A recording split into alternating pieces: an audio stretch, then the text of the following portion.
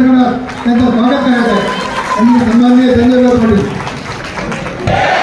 संजय भाऊ आगे बढ़ो, अरे संजय भाऊ आगे बढ़ो, अरे इंडिया अलायन्सचा महाविकास आघाडीचा संजय भाऊ आगे बढ़ो. अरे कौन आला रे, कौन आला, अरे कौन आला रे, कौन आला, महाविकास आघाडीचा, महाविकास आघाडीचा संजय भाऊ आगे बढ़ो. त्यानंतर मी विनंती करतो सन्माननीय आमदार सन्माननीय भाई जगताप सर यांनी या ठिकाणी आपल्याला सन्मानात संबोधित करावं.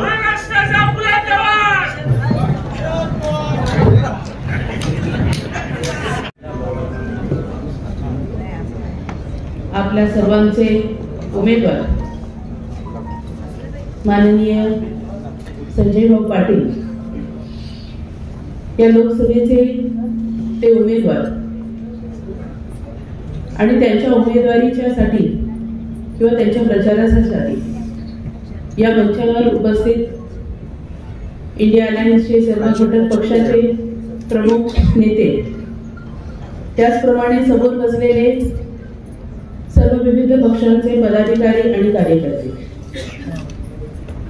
एक मोठी जबाबदारी आज आपल्यावरती शहरामधील आपण सर्व प्रमुख लोक, आपल्या सर्वांवरती खूप मोठी जबाबदारी आलेली आहे.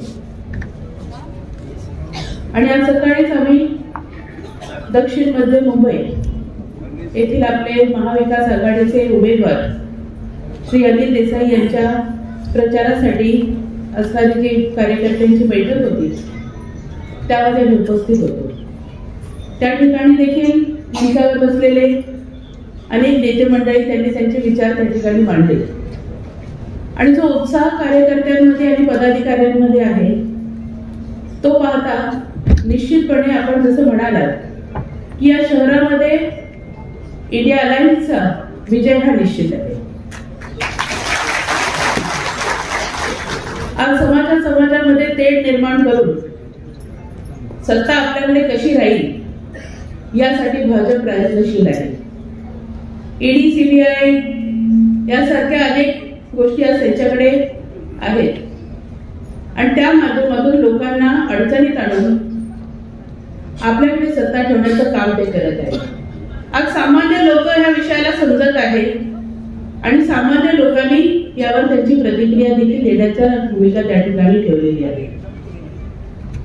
तुमचं आणि आमचं काम काय आहे हे आपण आज त्यावेळेस निश्चित करायला पाहिजे आणि ते काम जे आहे एक ठराविक कालावधीमध्ये पूर्ण करून यश आपल्यापर्यंत आपल्याला खेचून आणायचं आहे. समोरचा पक्ष जो आहे तो पैशाने बलाढ्य आहे, सत्तेचा जोर आहे आणि वाटेल ते करून लोकांना अडचणीत आणणार आहे. अशा परिस्थितीमध्ये लोकांपर्यंत जाऊन लोकांशी संवाद त्या ठिकाणी निर्माण करून वस्तुस्थिती त्यांच्या समोर ठेवून आपल्याला मतदान आपल्यापर्यंत खेचून आणायचं आहे. आज या ठिकाणी आपण 3-4 पक्षाचे आपण सगळे प्रमुख आहोत. समन्वय जे आहे ते अत्यावश्यक आहे.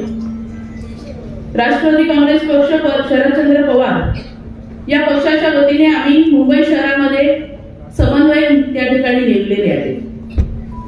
त्या समन्वयकांच्या माध्यमातून जरी पक्षाचा आमचा उमेदवार नसला तरी तो महाविकास आघाडीचा उमेदवार म्हणजे आमचा उमेदवार आहे हे आम्ही त्या ठिकाणी निश्चय केलेला आहे. आणि म्हणून निशाणी आमची मशाल आहे. आमची निशाणी ही घराघरापर्यंत पोहोचवणं हे आज तुमचं आमचं काम आहे.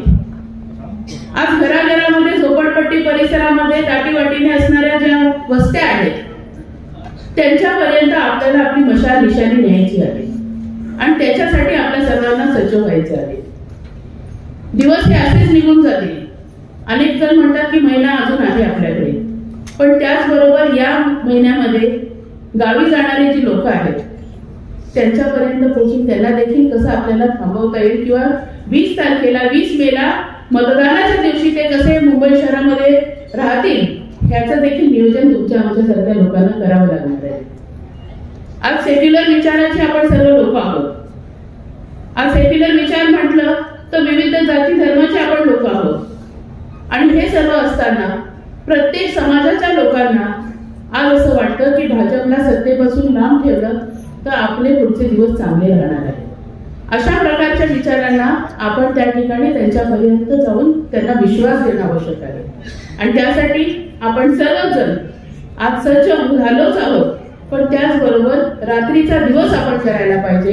प्रत्येकाने आपली जबाबदारी त्या ठिकाणी स्वीकारली पाहिजे आणि प्रत्येक येणारा दिवस जो आहे तो आपल्या उमेदवारांच्यासाठी मतदान कसं आपण खेचून आणू याच्यासाठी आपण काम करायला पाहिजे, अशी मी आपल्या सर्वांकडे आशा व्यक्त करते. जय हिंद, जय महाराष्ट्र, जय राष्ट्र. देखिए कि ऑलरेडी हमारे भाई संजय जी जीत चुके हैं. इतनी ज्यादा तादाद में जहां महिलाएं उतर जाती हैं वहां पे तो बिल्कुल क्रांति ही आती है. देश बहुत ही एक विचित्र समय से चल रहा है. एक बहुत ही अजीबोगरीब हमारे साथ एक दौर चल रहा है जहां पे हमें लड़ाने की कोशिश कर रही है, हमें अलग करने की कोशिश कर रहे हैं. लेकिन देखो ऊपर वाले की मेहरबानी, वो जितना हमें जुदा करने की कोशिश कर रहे हैं उतना हम एक साथ आ रहे हैं. जिस तरीके से इंडिया अलायंस साथ में आया है, हम अलग अलग विचारों के लोग हैं, हम अलग अलग सोच रखने वाले लोग हैं, अलग अलग भाषाओं के लोग हैं, लेकिन हम सब एक साथ आए हैं देश बचाने के लिए, डॉक्टर बाबा साहेब अम्बेडकर का दिया हुआ संविधान बचाने के लिए. तो ये तोड़ने की कोशिश कर रहे हैं और देश जुड़ता चला जा रहा है, जुड़ता चला जा रहा है. जमीन पे जहां पे भी हम उतरे हैं हमने देखा है कि लोगों में आज आक्रोश है, लोगों में आज गुस्सा है. बहुत ज्यादा हो गया, बहुत अति हो गई और स्पेशली महाराष्ट्र में हमारे साथ बहुत अति हो गई. हमारे आराध्य देव हमारे छत्रपति शिवाजी महाराज ने कभी गद्दारों को माफ नहीं किया. आज ये हमारा काम है गद्दारों को माफ नहीं करना है. महाराष्ट्र से गद्दारों को निकालना है, ये हमारा काम है. दिल्ली में हमारे मुख्यमंत्री को जेल में डाल दिया. आज अगर आपने खबर सुनी होगी उनको उनकी दवाई उनकी जो इंसुलिन की दवाइयां हैं वो नहीं दे रहे हैं. ये किसी के साथ भी कुछ भी कर सकते हैं. अगर ये मुख्यमंत्री को जेल में डाल के उसको उसकी दवाइयां रोक सकते हैं तो आप सोचिए आम इंसान के हक कैसे छीन सकते हैं. ये हमारी वोटिंग का हक छीनना चाहते हैं, ये हमारी डेमोक्रेसी छीनना चाहते हैं.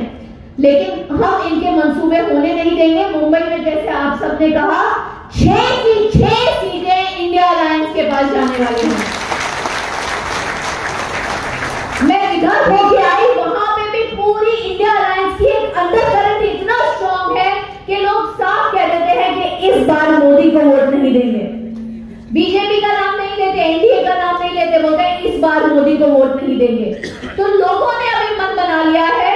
मैं रिक्वेस्ट करती हूँ हमारे सीनियर पक्षों को कि हमें काम दे, हमें मार्गदर्शन दें कि हमें क्या काम करना है. हमारे सारे कार्यकर्ता बहुत तैयार हैं. हम जमीन पे जाना चाहते हैं, दरवाजे खटखटाना चाहते हैं.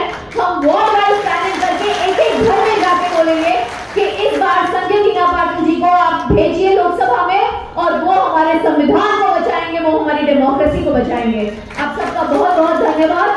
जय हिंद, जय महाराष्ट्र, जय भीम.